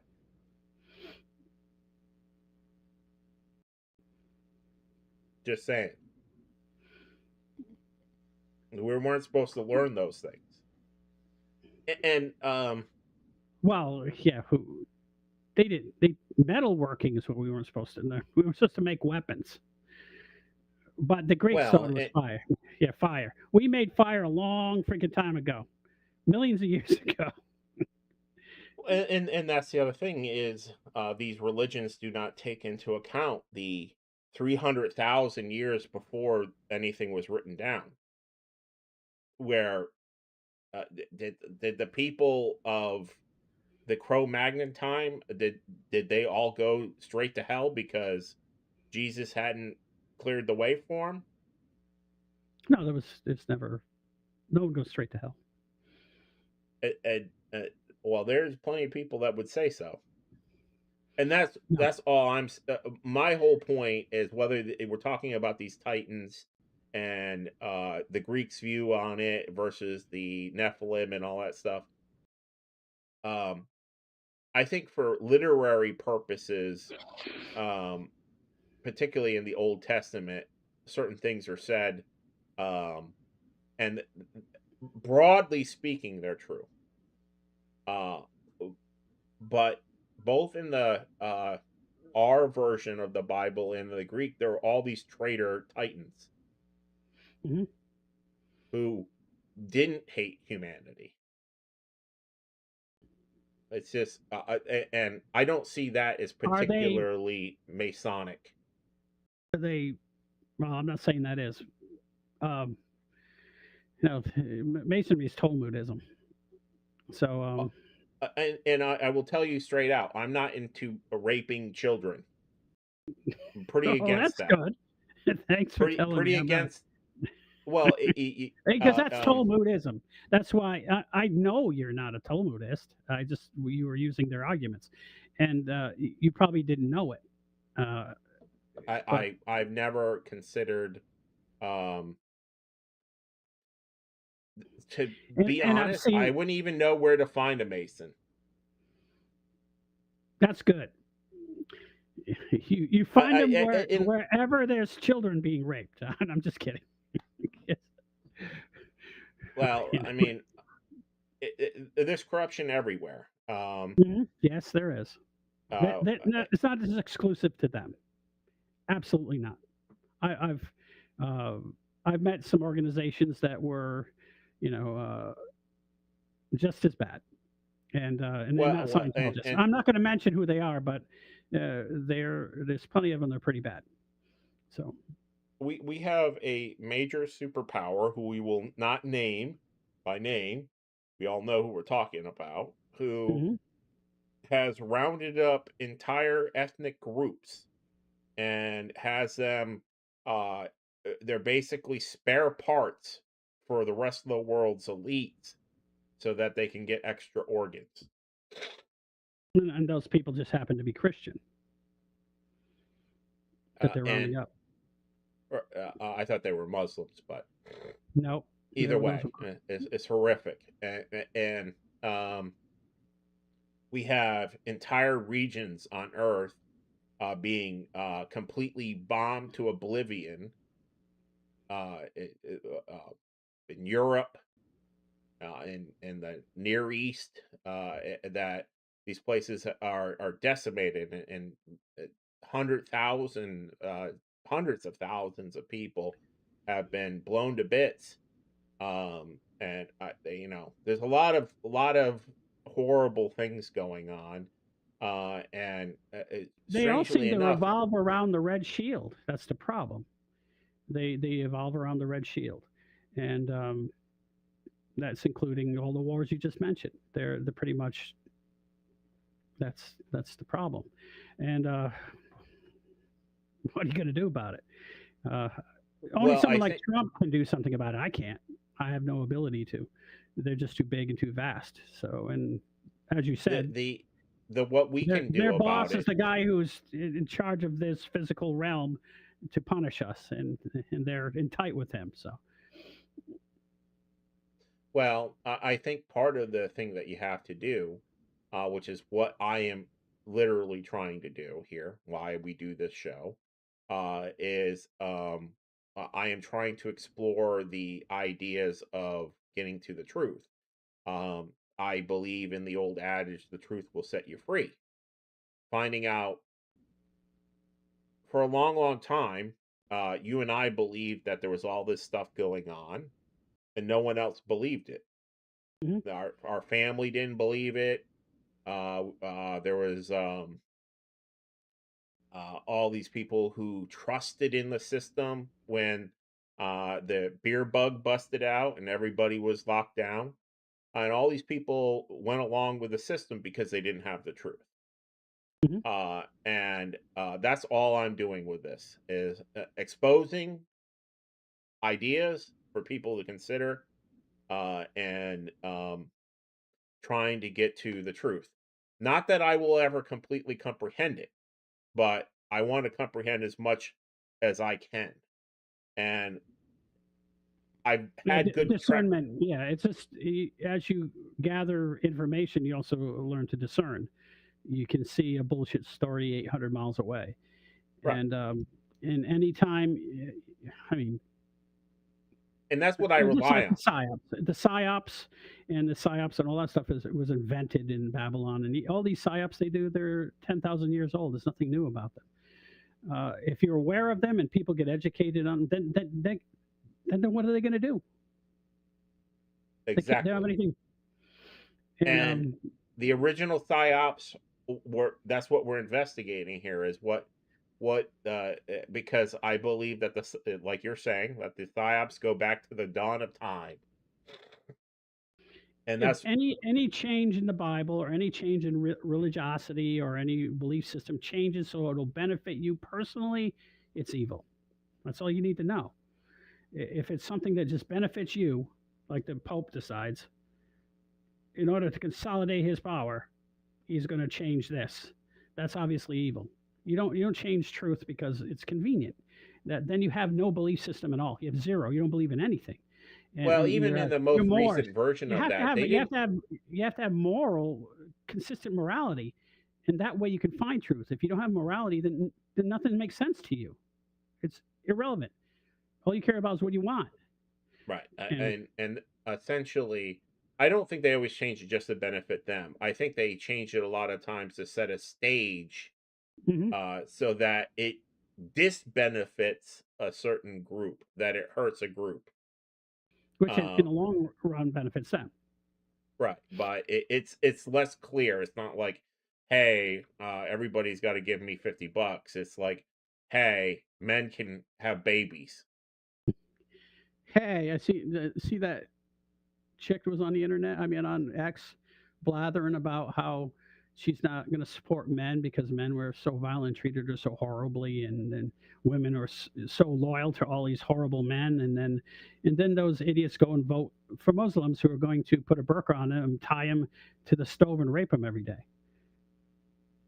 It's like they don't have any comment. It's not talking about their morality doesn't make any sense. They're talking about they hate men because men are abusive, but then they go and vote for the biggest abusers on the planet. Just Well, to because they're mad at their daddy. That's all it is. They're mad at their daddy and their boyfriend, so they want to punish him. So they're going to go and find the ugliest thing on earth to join up to and vote them into office. See, we do, got you back. do you know who Pearl is? She's a she's a redhead. She says that all men are simps and all women are internet hoes. Yeah, I know she is. Okay. Um, That includes her she. then. Oh yeah, it does include her. I'm not a big fan of hers. She did say though that, in her opinion, the problem with women is they resent men, and they've always resented men. They Well, resent men because men according are to the better. yeah, they according to the Bible, men and women are going to always resent men because men are in charge of them. And according to the Bible, they were put in that position simply because they disobeyed God. And we're going to be at enmity. We're going to always fight with each other. Even when we're married and we love each other, we're going to continue to fight constantly. Um, and, and men and women are going to want different things, so they're going to fight. And the And sense of what I fairness is not the same. The sense of fairness is not the same at all. And what I see is, for all of the various variations of why a culture fails, because of, deflationary forces on the money or a lack of morality or whatever. To me, it always boils down to one thing. It boils down to the old term that we came up with when I was in college, which was the pussification of a culture.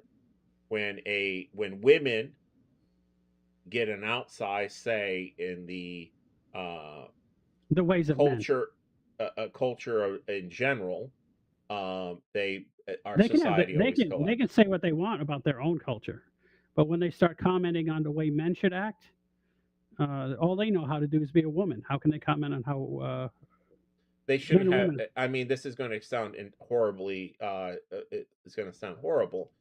They really shouldn't have any say in the day-to-day function of any culture.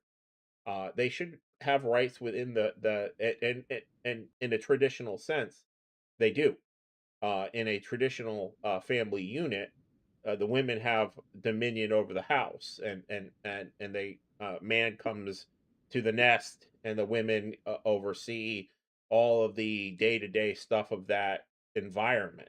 But as a whole, the the culture and the civilization really shouldn't be being determined by women, It and never everything is. that's I can't think of one culture that where the women have decided what buildings to build and where the roads go, and it just doesn't happen. It's not because we're taking the power away from them; it's because they're not interested. they're not interested and they're not able to do it, and nor should they. I mean, and it's not a lack of privilege that they're getting. It's a privilege to stay home and raise the children and not be killed. That's a privilege. And as Jordan Peterson often said, when they go to places like uh, Finland in Sweden, where there is 100% autonomy for men and women, and men and women can Where it's decide exactly. egalitarian. Yeah, it's egalitarian. They can decide what job they want. Women decide to become nurses. Women decide to become secretaries. They don't decide to become bricklayers. They don't want to climb any towers. They don't want to clean out the sewer. To be frank, I don't want to do those things. And when I had to do hard Well, manual then labor, I did. you don't. You're lobbing me a softball, Mike. Don't go with that, please. Please don't do that. Do you love risking your life? Did you love Uh, war? Truthfully, before I went to war, I was terrified of it. But when I was in war, I loved it. Well, you were in a base off the front line. You weren't murdering people day to day. No, people were murdered right in front of me. We were attacked on a regular basis by people on ATVs and stuff like that. They'd come and attack our base. And that was fun. Yeah, I don't believe you, but uh, it is terrifying. And anyone that says they're not scared when going into war is a psycho, because psychos can't comprehend fear. It's not because they're not scared; it's because they can't understand it. And if they die, they die. That's how they feel about it. I'm not going to feel anything when I'm dead, so why should I be scared? Uh, but combat itself is terrifying, and I see some awful things, because we flew right into the combat zone, and after all those people left Kuwait all at once in a long line, and we firebombed the whole line. That was awful. I've seen the wreckage from that. Um, Seen the landmines everywhere. I've seen a camel blow up. All sorts of fun stuff. I got to actually carry a weapon because when we first got there, we didn't have any Marines or anything guarding us.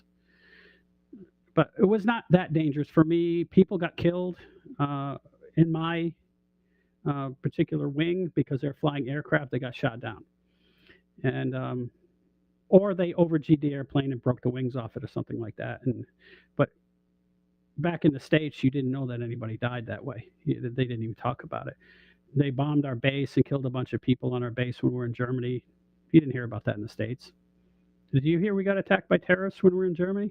Did I ever get no? I was when you were at war. I was like 11 years old, Tony. Yeah, but it's still there was no. I know for a fact it was never covered. We don't. The people that get killed in the military, that's not talked about. I mean, just isn't, especially when Yeah, you're it's doing it's things. it's a it's an exercise. Um, uh, I there's been people shot in my neighborhood, and like there was a 14-year-old kid. I watched his ass die. I can tell you it was very unpleasant. It's absolutely horrible because I was involved in the shooting and the kid didn't die, but I also watched people get shot out in the street, and I walked over them when I was in Savannah, where they just had them laying in the street, and I had to go to work. You Well, and me both. as you know, I was there. I was right there. So, And you but got to talk to Lawrence about his opinion about the people who are dead in the street too. And his opinion was they deserved it. Who cares? well, he was a demon. It was a Navy SEAL. What are you saying? Well, whatever. Yeah, But he was a to little. He was a little. His marbles were a little loose, yeah, to say the least. he was a psychopath. He was a man of and Tremendous talent, but unbelievably ruthless. right, and I suspect he never said it, but I even felt like he liked me, but He I did. hated He, him. he liked you a lot. So, He but liked me and too, but he thought I was. He thought I wanted to date his girlfriend, which I didn't. She was, she wasn't that good looking. I had no interest in her. But he I was don't threatened by remember me. him even having a girlfriend, but He did. The I was a bartender part time. She's a full time bartender. We talked a lot, so he was afraid I was going to steal her. Um, she worked at that one bar out on the end. Oh, see, that was when I decided I wanted to have nothing to do with him. mhm. We were him and I were sitting out. I mean, this is way off fucking Titans, but I guess it's the same thing in a way. Anyway, Um, it, they wrote uh, novels about the guy. He was a titan. Anyways, the bottom line is he basically was drinking and he made a mistake and he basically damaged somebody else's vehicle. Instead of apologizing, he beat him up. that sounds like him. Yep. He so I was and he thought I was on his side. I was like, what the fuck? I'll catch you later, bro. You come on. You really sort of relate to him, don't you? Come on, Mike. Oh no, I would I no, I only in my opinion, I admit I have a mean side. If somebody fucks with me a little bit, I might overreact, but I would never get drunk, drive my vehicle into somebody else's vehicle, and then they're like, "Hey, you just dented my vehicle." Oh yeah, well I'm gonna kill you. No, no. Yeah, I If didn't. somebody After threatens he my acted that. father, Yeah, after he acted like that, I didn't trust him, and he didn't trust me. So uh, he just decided that he didn't want to work with me anymore, and I was fine with that. well, the I wasn't uh, upset that he didn't want to work with me anymore. Yeah, let's put it that way.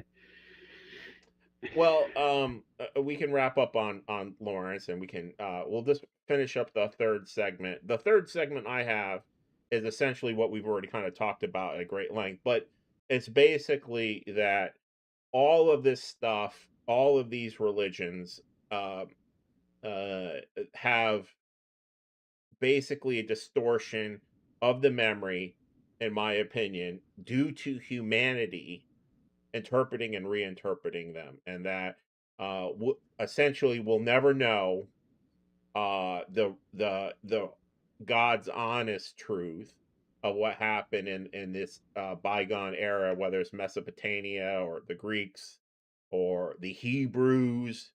I mean, I used to believe in the Hebrew stuff a lot more, um, the Old Testament stuff, but after reading some of the things, like, have you read what the Talmud says about Jesus? I don't read the Talmud. It's a bunch of people getting together, and if you're talking about post Jesus, there's a bunch of people getting together trying to find ways to to I guess denigrate Jesus because he fit all the checked all the boxes for the Messiah, and they didn't want him to be the Messiah, so they just made up a bunch of crap. Yeah, he said So, things like, "Oh, his mother was a whore." right, Yeah, they Jesus was. say Yeah, that she's an adulterer and a whore. that she was actually a prostitute, that Jesus was a sorcerer, and that basically, and people should know this. People should know this stuff about They the don't. They Jews. don't for a minute deny that he raised people from the dead. They don't deny that he healed. They just said he did it with sorcery. Right. Well, and that he was basically evil, and that he's not the son of God. He's actually boiling in excrement, pig excrement, in hell. So that's what all the people who make our movies, and they also say that there are no, the best of the Gentile deserve only death. Of The course, best of they. us. So That's and what. then you and it does not line up with the Tanakh at all. That's why the some of the Orthodox, most of the Orthodox Jews don't read it. Well, It's just a bunch of. It's basically these. Everyone's evil but us. And if you're not us, you're subhuman, and we can exploit you, kill you, rape you, eat you. That is just a stupid belief system. they How also do, say in the Talmud that if you that a rabbi or anybody of Jewish persuasion can essentially take um, a Gentile's child, age of 3, and they can basically make them their wife by sodomizing them at that age. and it doesn't matter because it's before they're 5 years old, so it's okay. Well, it's because they're Gentile. They're just not. They're not people. They're Gentiles, and that's and um again, going back to what I was saying is, I see Even though these. Tanakh says you should be treating strangers as if they're you, they just ignore that. Well, it doesn't really mean that. What it means is when they're talking about strangers, it's like your neighbor's a stranger. He's Jewish, but a stranger. So they just come up with all these tired and painful explanations that don't make any sense. And then they buy them because they want to feel special about themselves. It's I silliness. don't. I I don't know why they believe it. I just think that They want to um feel special and they want to be able to, that way they can do what they want and not have any guilt about it. It's silly. so I'm, Satanism. yes, it's And egomaniacal. They're special. They're better than everyone else. well, Satanism. I'll tell you what is because of our research together, I have discovered. I mean, this is how I discovered this stuff. Um, is I started looking into all these ancient versions of religions, Hmm. and I would have never known it had I not been like looking into the good and the bad of religions. And when I looked into the bad of the Old Testament, it led me to this.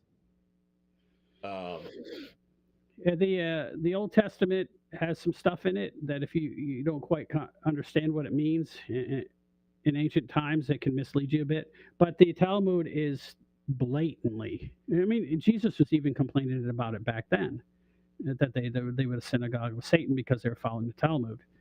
He said it, and they were. And how many times did they go away from Judaism?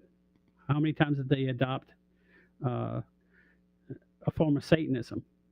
And that's every time that happened, they fell and they got put into slavery or they got kicked out of their country. And this time they've been kicked out for 2,000 years. And they came back and they still can't build a temple on the mount. They can't. why is that? You think it's you would think it's Me? simple. Because God doesn't want it there. Well, it what is preventing them legitimately no religious context? Why can't they start putting blocks there? Well, they're afraid to offend the Muslims. I don't know. I think it's because most of them are.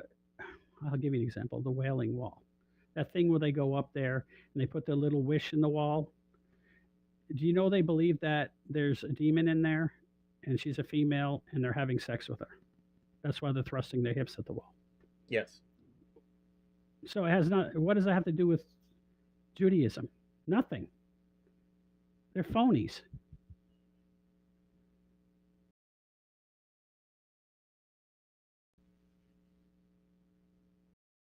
The Talmud is not Judaism. It's something else. I don't know what it is. And so you can't blame the Jewish people when they're broken up into sects. Some of them are not very good, and some of them are. So you can't paint them all with the same brush. Just like you can't paint all Christians with the same brush, because there's plenty of Christians that are evil. But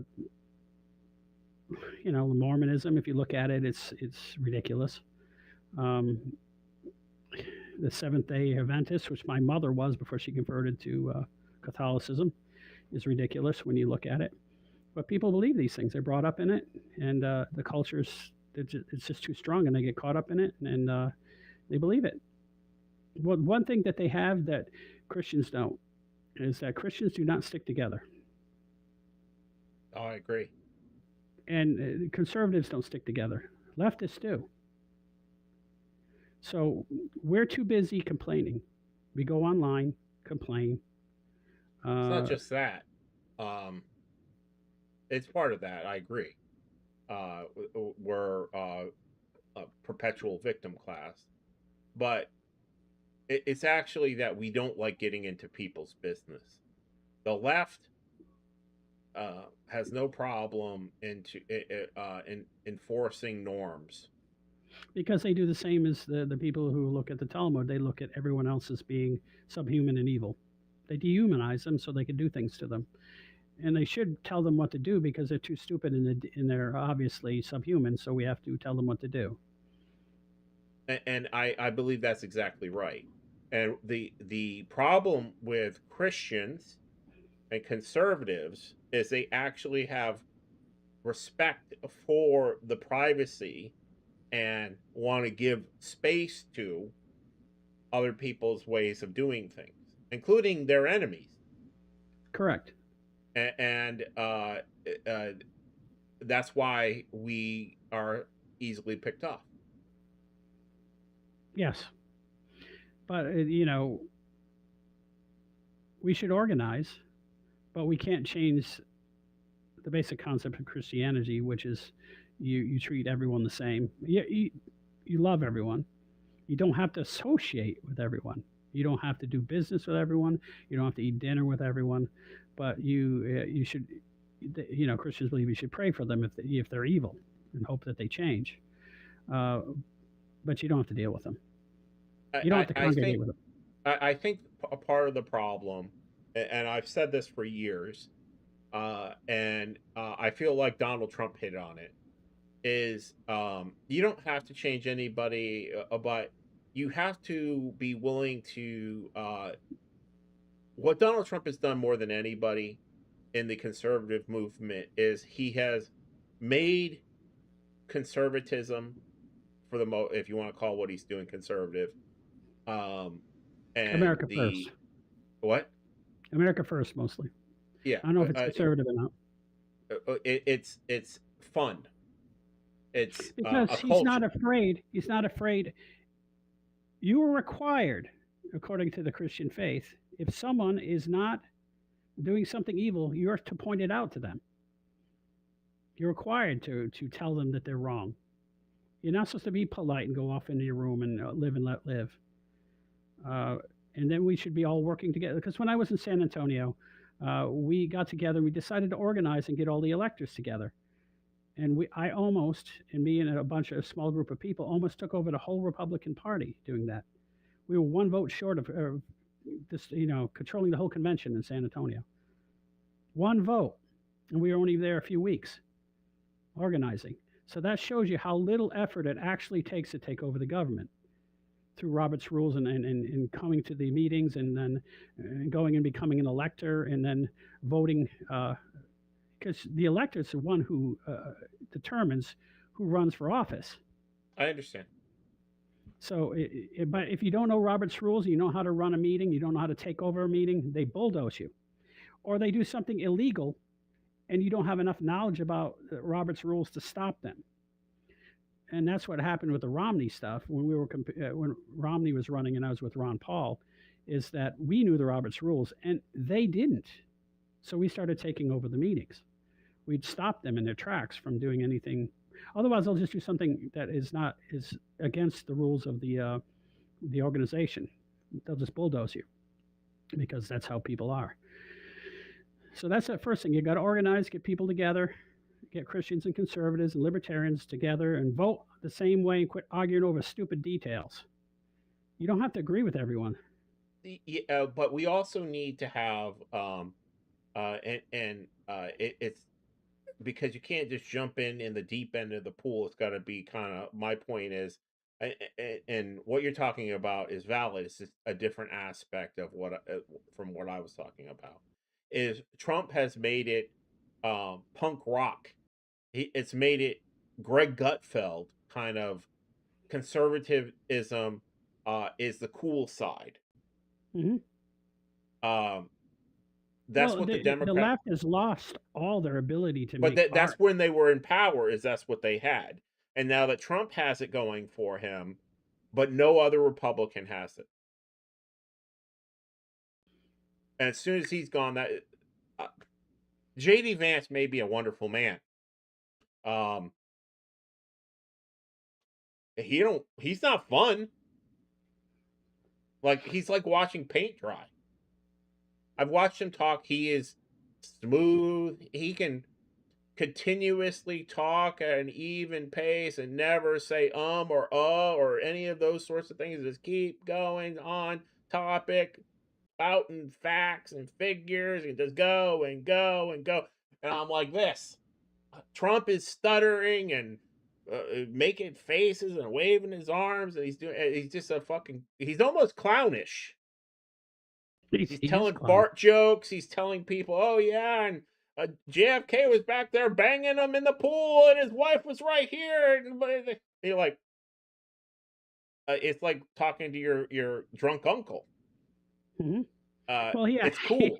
he's typical New Yorker. He has no filter. He says exactly what he feels he should say, and New Yorkers are irritating in that way.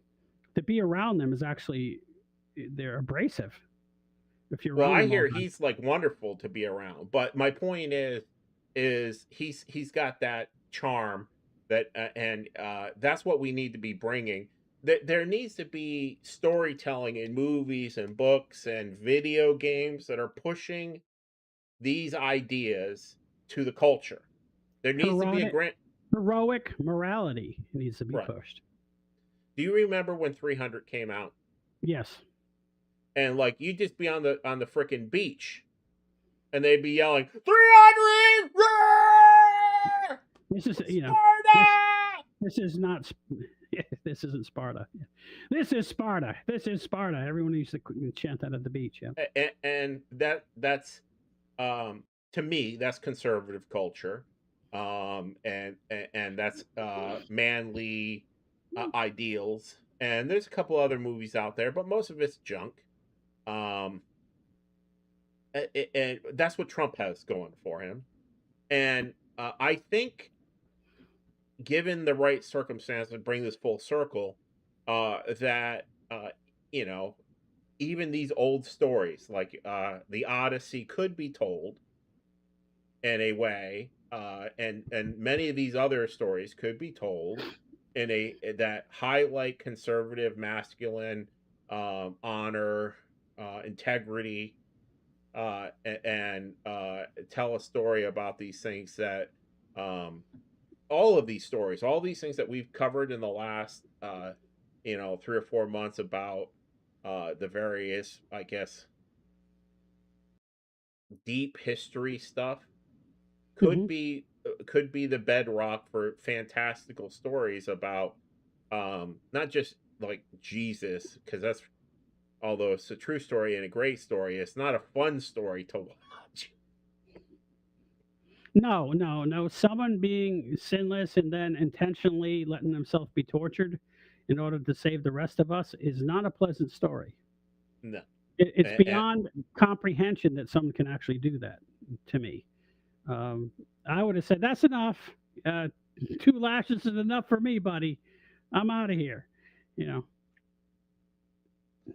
And you know, and there's other stories like that. There's very similar. Well, not quite the same, but that's what Gladiator kind of is uh completely well, he he knew he was going to die, and he was going to make good use of it.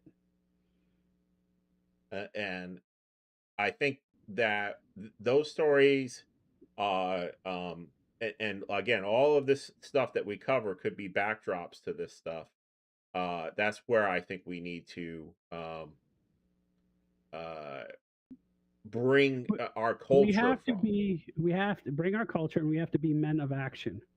And sitting behind a computer is nice, but we got to have meetings. We got to get together and organize and do things, even if it's just meeting.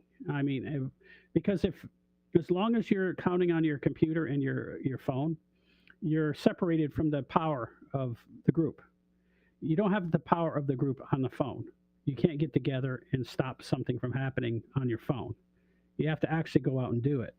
You have to actually go out and vote, for example. Unless you're a Democrat or you're dead, then they vote for you. But Right.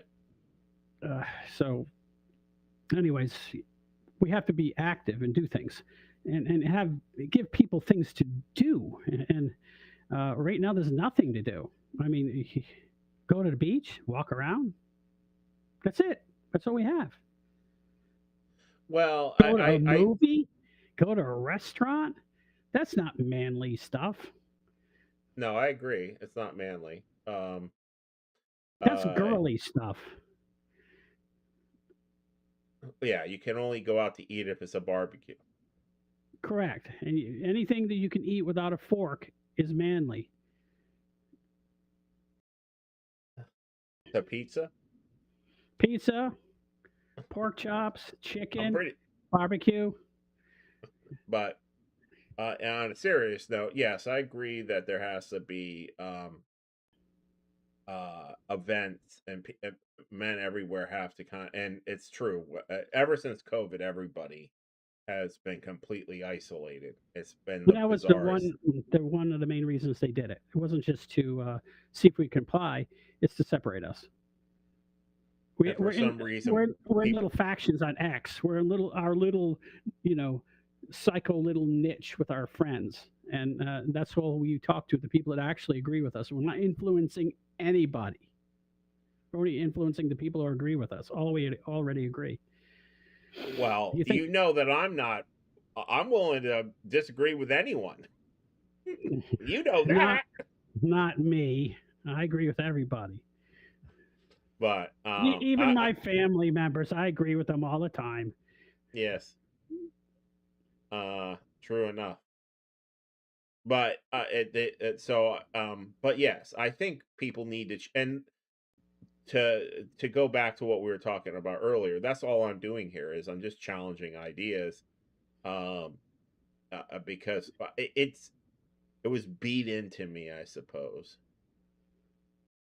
I couldn't get through a fucking meal without somebody playing some sort of word game. Yeah, I do that with my kids. So It's pouring uh, out. What is this rain coming from? That means it's supposed to drop down in the 30s. What the that hell? This is Florida. oh, you're actually talking about something real. Yes. I had no idea what you were fucking talking about, but Yeah, I'm sorry. uh, I didn't segue into the weather. I should have. so let's we got way off. In a way, we got way off. In fact, the whole last segment for me was talking about how these things are distortions of distortions. Most of these old myths, I'm sure, were much more closer to reality than what we get, and that is my biggest. What I'm trying to do is I'm trying to You, compare all these things to try to see where they you know that align. there's truth in that. As myths become exaggerated, they become more true because they drop some of the superfluous thing and they just emphasize the theme. That a lot of people have speculated about that and studied that as the myth goes on in time, it actually becomes more true. Uh, as far as Peterson would say how it affects society and becomes a a trope in your mind. Where Uh, if you actually knew the complete story, it'd be so confusing that you'd learn nothing from it. okay, and that may be so. Um, that's essentially what I was saying about that the culture is there is no culture, particularly for men, to find their bearing. People are not turning to religion. Some are. It's a little bit better now, but we have all these make believe things like Harry Potter and whatever, um, Marvel comics that are they don't have any real value culturally. And I think some the closest thing to having real value, and you'll probably think it's stupid, is that we've had in the modern time is probably something like Star Wars. It's the only thing that Yeah, actually was Star written Wars is a moral it's a moral play. It's about morality. The whole thing is about morality. right. Don't Um, go to the dark side. Don't be drawn in. And fear is what causes evil, and it does. If you look and at essentially, any that's the only one. That's why it's so popular. Is people have a deep need. And unfortunately, because of everything that's happened in government, it's belittled religion and made it seem like everybody that well, and it doesn't help when you see these televangelists and they put their hands on people and the they have like fruitcakes, see yeah, yeah, yeah, the and so fruitcakes. that's exactly what turned me off from religion. I would look at that thing when I was a kid and I'd be like, holy smokes, these people are crazy. I'm not. Yeah, they have whole cults that that play with snakes all the time, and then they pretend to speak languages, and basically they're just making noises, and they say that's speaking in tongues. No, it's not. Speaking in tongues in the Bible was they had the ability to speak foreign languages without knowing them. They weren't babbling nonsense. They were speaking all the dialects of the local tribes without ever knowing them. That's what the gift the Holy Spirit gave. He didn't give them the gift to make weird noises. I have that gift now. I have the ability to speak in Pig Latin. Yes. Oh God. And some people buy into that. Oh, I'm speaking tongues. No, you're not. You're not speaking You're tongues. speaking demonic gibberish. Gibberish. Uh, It's what was that from Blazing Saddles? Genuine frontier gibberish. I actually probably should go back and watch that movie. I haven't seen Blazing Saddles in a very, Thank very you, long. thank you for all that information. Thank you for all that genuine frontier gibberish. And remember there, the guys going, Rocky, Shruggy, Reetin, Frotten, Rear, he sits up there and talks to the whole city like that. And he goes, thank you, whatever his name was, Rusty, No, I don't remember that at all. What I can only remember a little bit about that movie, and then we'll wrap it up. Is I remember the scene where he was like the fastest shot in the West, and Yeah, basically he wouldn't even move, and he just shoot. All the people would be shot, yes. and And the gun was still in his holster. Yeah. right. And then my favorite part was, and he goes, he's drinking like a quart of alcohol. And he puts it down. He goes, and the Oh, black sheriff goes, keep drinking you like that, know, you're gonna die. a man drinks that much alcohol, he's gonna die. He goes, when? That's my favorite part of the movie. I almost died from that because he's trying to kill himself. He goes, well, I've been trying. It's not working out. It's sort of And like then the Doc Holliday thing, but he's in his prime. Yeah. eh, Oh, I bet you are longer. He goes, yeah, I'm in my prime. And he's the turning other white. thing I remember about that particular movie was how they had the woman who was the sexiest woman alive or whatever, and she talked in this really weird accent, and was like making out with everybody Oh, behind it. oh, from Blazing Saddles. Yeah, Yeah, that was what was her name? It was Madeline she. Kahn, but I can't remember what she was called in the movie. But she was making fun of that German. I can't remember the name of her. Oh, her name was Heidi von Stupp in the movie, right? I don't Stupp. remember. I Stupp means to have sex, so her name was, Heidi has sex. yeah.